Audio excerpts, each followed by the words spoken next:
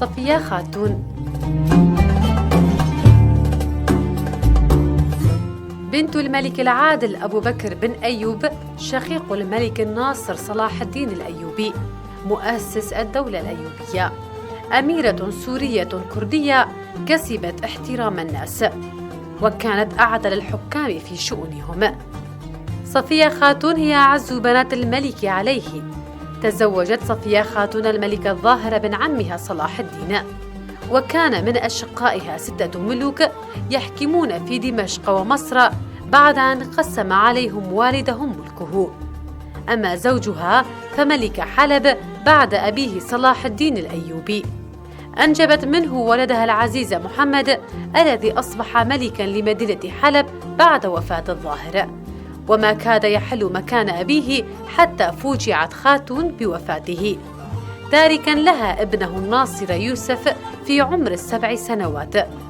فتزعمت خاتون حلب لتتولى الوصاية على حفيدها، وعرفت بحسن السياسة والتدبير والحكمة في التسيير، واهتمت بالعلوم والآداب محققة نهضة ثقافية، وأنشأت مدرسة الفردوس الشهيرة التي جمعت فيها القراء والفقهاء والصوفياء.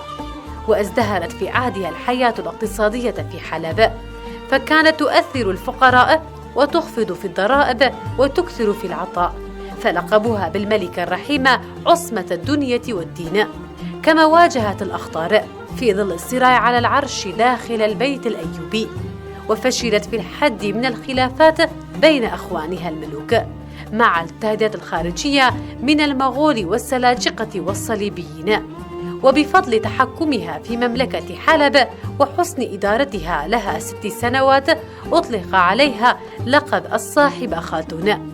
وفي 11 ليلة خلة من جمادى الأولى 640 هجرية توفيت صفية خاتون بنت الملك العادل بسبب الحمى وقرحة في مراق البطن، ودفنت في قلعة حلب إلى جانب زوجها، وأغلقت أبواب حلب 3 أيام حزنا عليها.